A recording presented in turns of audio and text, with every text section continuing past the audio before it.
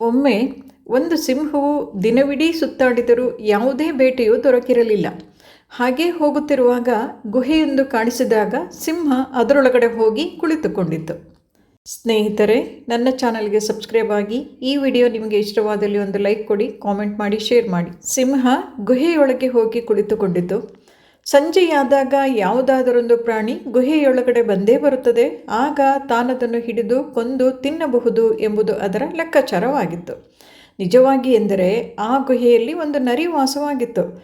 ಆಹಾರವನ್ನು ಹುಡುಕಿಕೊಂಡು ಹೊರ ಹೋಗಿದ್ದ ನರಿ ಸಂಜೆಯಾಯಿತೆಂದು ಗುಹೆಯ ಕಡೆಗೆ ಹೆಜ್ಜೆ ಹಾಕಿತು. ಗುಹೆಯ ಬಳಿ ಬಂದಾಗ ನರಿ ಎಂದಿನಂತೆ ಎಚ್ಚರಿಕೆಯಿಂದ ಗಮನಿಸಿದಾಗ ಅದಕ್ಕೆ ಕಂಡು ಬಂದಿದ್ದೇನೆಂದರೆ, ಗುಹೆಯ ಬಾಗಿಲ ಬಳಿ ಸಿಂಹದ ಹೆಜ್ಜೆಯ ಗುರುತುಗಳು ಚೆನ್ನಾಗಿ ಮೂಡಿದ್ದವು ಮಣ್ಣಿನಲ್ಲಿ. ಆ ಗುರುತುಗಳು ಸಿಂಹ ಗುಹೆಯ ಒಳ ಹೋಗಿದ್ದನ್ನು ಮಾತ್ರ ಸೂಚಿಸುತ್ತಿದ್ದವು. ಹೊರಹೋದ ಹೆಜ್ಜೆಯ ಗುರುತುಗಳು ಕಂಡುಬರಲಿಲ್ಲ. ಸಿಂಹ ಗುಹೆಯ ಒಳಗೇ ಇರಬಹುದೆಂಬ ಶಂಕೆಯುಂಟಾಯಿತು ನರಿಗೆ. ಬುದ್ಧಿವಂತ ನರಿ ಒಂದು ಉಪಾಯ ಮಾಡಿತು.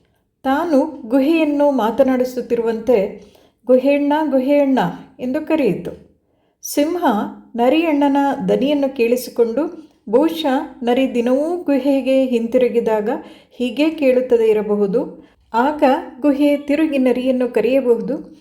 ಆದರೆ ಈ ದಿನ ಗುಹೆ ಮಾತನಾಡದೆ ಹೋದರೆ ಅದನ್ನು ಕಂಡ ನರಿ ಹಿಂತಿರುಗಿ ಹೋಗಿಬಿಡಬಹುದು. ಹಾಗಾಗಿ ಈ ದಿನ ತಾನೇ ಗುಹೆ ಮಾತನಾಡಿದಂತೆ ಮಾತನಾಡಬೇಕು. ಹಾಗಿದ್ದರೆ ಮಾತ್ರ ನರಿ ಒಳಗೆ ಬರುತ್ತದೆ. ಆಗ ತಾನದನ್ನು ಕೊಂದು ತಿನ್ನಬಹುದು ಅಂದುಕೊಂಡು, ಬಂದೆಯ ನರಿಯಣ್ಣ, ಬಾ ಬಾ ಎಂದಿತು.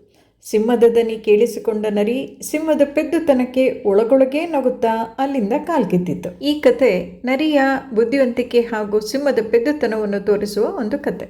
ಕಥೆಯನ್ನು ಪೂರ್ತಿಯಾಗಿ ಕೇಳಿದ್ದಕ್ಕೆ ಧನ್ಯವಾದಗಳು.